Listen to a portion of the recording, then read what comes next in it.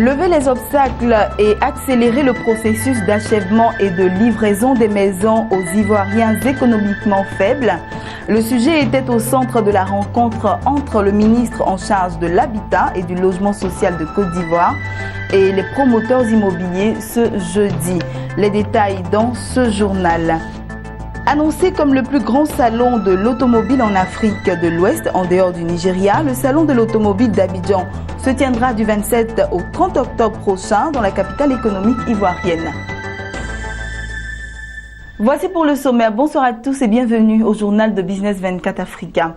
Nyamien Konan, ministre en charge de l'habitat et du logement social de Côte d'Ivoire, était face aux promoteurs immobiliers ce jeudi. Faisant le constat du blocage en ce qui concerne le programme de logements sociaux du gouvernement, le ministre a pris des mesures pour lever les obstacles et accélérer le processus d'achèvement et de livraison des maisons aux Ivoiriens économiquement faibles. C'était au cabinet du ministère de l'Habitat et du Logement social. Jean-Charles Sibaï dans le commentaire de Lawani Babatunde. Au départ, l'État s'était engagé à construire 60 000 logements sociaux pour un coût maximum de 10 millions de francs CFA chacun pour les Ivoiriens à faible revenu. 70 000 nationaux ont souscrit à l'opération. 5 ans après, l'heure est à la désillusion pour certains, au découragement pour d'autres. Personne n'a encore pu intégrer une maison. Le programme présidentiel de logements sociaux suscite des inquiétudes. Les promoteurs immobiliers sont pointés du doigt. La politique de logements sociaux, en toute sincérité, nous avons fondé un espoir, un grand espoir. Mais aujourd'hui, c'est une déception. En ce sens que moi qui vous parle aujourd'hui, j'ai souscrit. Je n'ai pas été pris en compte. Bon, je ne sais pas pourquoi. Jusque-là, c'est vraiment un camp plat. On voit les maisons sortir, mais comment les distribuer et comment les obtenir, ça là aussi un grand problème. Après, j'ai souscrit aux logements sociaux dans les premiers instants. Après, j'ai été confronté à un problème concernant mon premier promoteur. J'ai changé. Malheureusement, là encore, j'ai pensé avoir des maisons 4 pièces. Dans ma grande surprise, ils disent qu'il n'y a plus de logement et que si c'est l'appartement, je peux attendre. Je leur ai dit que malheureusement, je ne peux plus attendre. Que voilà, moi ici dans la phase de remboursement. Vraiment, je souhaite une implication véritablement du gouvernement dans cette histoire parce qu'il faut dire que les producteurs, honnêtement, reprendre le contrôle du programme au bénéfice des acquéreurs, voici la nouvelle détermination du ministère ivoirien de l'habitat et du logement social. Face aux 46 promoteurs immobiliers engagés dans le programme présidentiel de logements sociaux, Nyamien Konan, le ministre de l'habitat et du logement social, a dressé un tableau sombre de l'état d'avancement des cités avant de présenter ces nouvelles mesures pour donner un coup d'accélérateur au programme. Nous avons décidé, sous réserve de l'accord formel du gouvernement, mais je ne vois pas comment le gouvernement peut refuser une telle proposition, à travers le fonds qui est déjà créé, qui s'appelle le FSH, d'acheter tous les logements du gouvernement, acheter tous les logements socio-économiques que vous allez construire. Pas les standings, on n'a pas les moyens. Donc, on achètera à travers le fonds du gouvernement 100% des logements sociaux que vous allez construire. Bien entendu, on fait ça pas pour que le gouvernement habite les maisons. C'est pour les revendre aux Ivoiriens. L'autre mesure, évidemment, elle vous concerne, mais indirectement. On proposera au gouvernement la mise en place d'un fonds de garantie pour le crédit acquéreur, à travers toujours le même fonds. Ce fonds de garantie devra être alimenté par au moins 50% des droits et taxes sur les clinqueurs et sur le ciment à l'importation. Si vous faites la même analyse que moi, si les banquiers sont convaincus que les maisons seront vendues, d'abord nous les achetons. Première pièce à conviction. Deuxième pièce, l'acquéreur lui-même, il est protégé. Les banquiers sont protégés par rapport aux acquéreurs défaillants. Donc, pour moi, on aurait levé les principaux obstacles du financement. Saluant les nouvelles mesures du ministre Niamey Konan, les promoteurs immobiliers n'ont pas manqué de rappeler à l'État de Côte d'Ivoire sa responsabilité dans le retard des remises de clés aux souscripteurs. Sur 60 000 logements initialement prévus, environ 12 000 sont achevés. Mais les cités qui les abritent sont inhabitables car l'État n'y a pas encore construit les VRD primaires, entendez voiries et réseaux divers dont il avait la charge. Alors même que le programme piétine, le ministère de l'Habitat et du Logement Social a même porté à 150 000 le nombre de logements sociaux à construire. Rappelons que les nouvelles mesures censées booster le programme présidentiel de logements sociaux devront être soumises à l'ensemble du gouvernement avant leur mise en œuvre. Les souscripteurs devront encore patienter. Poursuivons toujours avec ce même sujet. La quasi-totalité des promoteurs immobiliers engagés dans le programme de logements sociaux de l'État de Côte d'Ivoire étaient présents à cette rencontre avec le ministre de l'Habitat et du Logement Social. D'abord surpris par ces mesures, ils en ont trouvé finalement les bien fondées. Ils ont réagi au micro de Guigui Nicolas. Ouais, écoutez, c'est une réorganisation de notre profession. Et donc nous allons répondre favorablement à ces propositions. Nous devons en discuter puisqu'il va y avoir une période transitoire un petit peu compliquée car nous avons déjà des clients qui ont réservé, etc. Donc tout ça, ça va se mettre en place. Mais au niveau des logements sociaux, c'est une révolution et ça va aider beaucoup les Ivoiriens pour accéder à la propriété. Voilà ce que j'ai à dire. C'est un excellent programme. Effectivement, il y a des problèmes en termes de crédit d'acquéreur, parce que qui dit crédit parle de système bancaire. C'est pas tout le monde qui peut avoir accès au système bancaire. Donc l'objectif, c'est de mettre en place un fonds pour étendre un peu ce crédit bancaire à des Ivoiriens. Parlons d'autre chose à présent. Du 27 au 30 octobre prochain, Abidjan va abriter le Salon international de l'automobile, le premier du genre en Afrique de l'Ouest, en dehors du Nigeria. Organisé par le groupement interprofessionnel automobile, matériel et équipementier, en abrégé JIPAM, cette première édition du Salon de l'automobile se veut une plateforme d'échange direct entre les professionnels du secteur automobile et le grand public.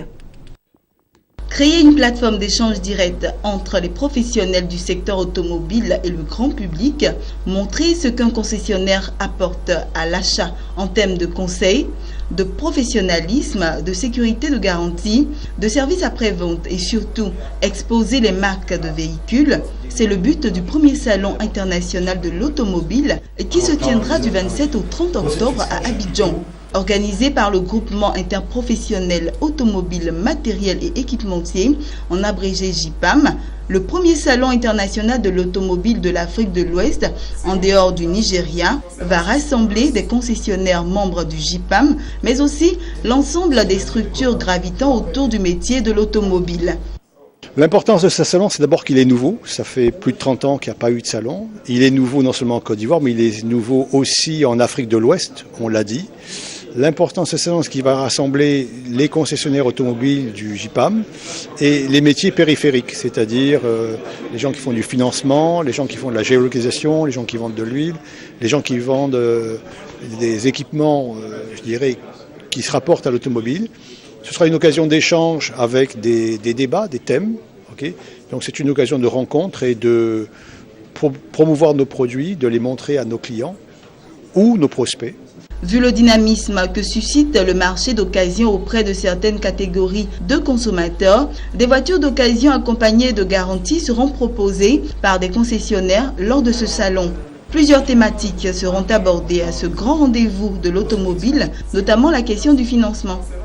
En ce qui concerne les financements, oui, vous avez raison, c'est un sujet récurrent et les banques nous ont déjà confirmé leur présence, du moins les banques principales, et on a la même réponse au niveau d'Alios Finance. Donc là, on va venir avec des solutions, des simulations simples. On a un effort pédagogique important à faire pour permettre aux gens de comprendre quelles sont les conditions d'obtention de crédit, quels en sont le coût et quelles en sont les contraintes et quelles en sont les modalités. Plus de 50 000 visiteurs sont attendus lors de ce salon. Il faut préciser que les performances cumulées des 18 concessionnaires du groupement interprofessionnel automobile, matériel et équipementier, GIPAM, représentent 260 milliards de francs CFA de chiffre d'affaires, plus de 40 milliards de francs CFA de recettes fiscales pour l'État de Côte d'Ivoire et plus de 1500 emplois directs. Voilà, parlons de TIC à présent. Depuis jeudi, Abidjan accueille le 2e forum ministériel de l'intégration des TIC dans l'éducation et la formation. À côté des ministres en charge de l'éducation-formation des pays africains, plusieurs experts et autres opérateurs économiques prennent part à cette rencontre sur l'économie numérique. Retour sur les travaux avec Maxoubi. Autour des ministres africains en charge de l'éducation et de la formation, ils sont 150 participants à prendre part à cette 2e édition du Forum ministériel africain sur l'intégration des technologies de l'information et de la communication dans l'éducation et la formation. Aux experts et aux sachants présents à cette rencontre d'Abidjan, Olé Dibawada, secrétaire exécutif de l'ADA, l'Association pour le développement et l'éducation en Afrique, a dit tout l'espoir porté dans les réflexions. This second ministerial forum on ICT integration in education and training. Ce 2e forum ministériel sur l'intégration des TIC dans l'éducation et la formation n'est que la continuité d'un travail qui a débuté il y a 3 ans à Tunis, dans la capitale tunisienne, où les décideurs africains s'étaient donné le temps de confronter et d'harmoniser leurs idées préconisant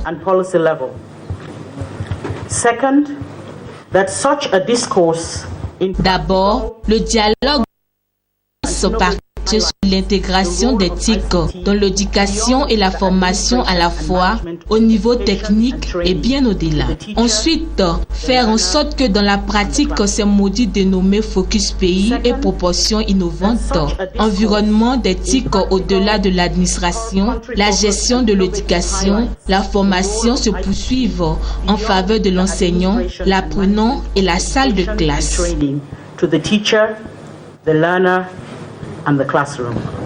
Sur le thème promouvoir des sociétés du savoir inclusif en Afrique pour la mise en œuvre de l'agenda 2063 pour l'Afrique et les objectifs pour le développement durable ODD, les scientifiques professionnels des technologies de l'information et de la communication ont rappelé l'urgence de la question de la prise en charge des technologies de l'information et de la communication dans la formation des jeunes et dans le développement des compétences en présentant certaines pistes.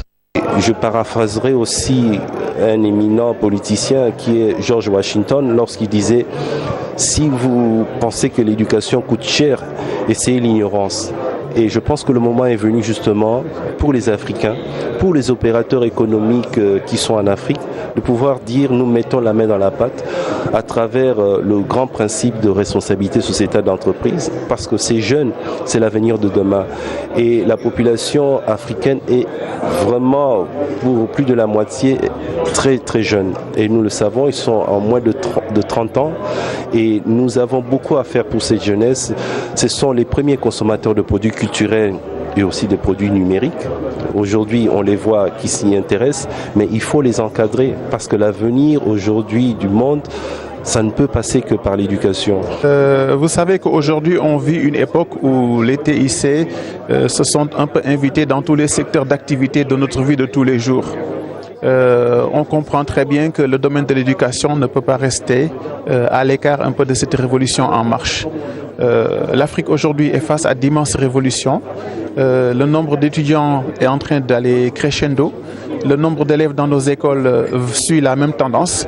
On comprend aujourd'hui que ce sont des dizaines de millions de jeunes Africains qui ont besoin justement de formation et d'une formation de qualité. Et on comprend donc dès à présent que les modèles anciens ont besoin donc d'être mis au goût du jour par rapport aux opportunités nouvelles. C'est en ce sens que nous pensons que les TIC peuvent apporter beaucoup dans le domaine de l'éducation, la formation en général. Les différents gouvernements africains sont très intégrés dans la numérisation des systèmes éducatifs. Maintenant, il reste à savoir comment est-ce que les choses peuvent être orientées. Et notre société qui est là ici a déjà pensé un peu à tous les axes sur lesquels les différents gouvernements doivent partir. Nous avons développé 3 modèles de numérisation du système éducatif qui sont en rapport avec les objectifs de développement durable et qui peuvent être déployés à l'échelle nationale avec des éléments statistiques qui permettent de prendre de bonnes décisions. Et le tout va aboutir à former des citoyens qui sont capables de travailler et de vivre dans ce 21e siècle et de pouvoir compétir à l'échelle internationale. La deuxième édition du Forum ministériel africain sur l'intégration des technologies de l'information et de la communication dans l'éducation et la formation avec pour thème promouvoir des sociétés du savoir inclusif en Afrique pour la mise en œuvre de l'agenda 2063 pour l'Afrique et des objectifs pour le développement durable ODD. Il s'est tenu sous les auspices du gouvernement ivoirien. Voilà, terminons ce journal avec cette information en bref et en images. L'agence de notation Fitch Ratings a annoncé avoir confirmé la note du crédit souverain à long terme de l'Afrique du Sud à BB- en devises étrangères et BB en monnaie locale avec des perspectives stables. Cette note présente le plus bas échelon dans la catégorie dite d'investissement. Selon les projections de la Banque centrale sud-africaine, l'économie de la nation arc-en-ciel devrait enregistrer une croissance de 0,6% en 2016 contre 1,3% en 2015. C'était le journal de la rédaction. Merci d'avoir suivi Business 24 Africa. Nous sommes la première chaîne panafricaine d'information économique.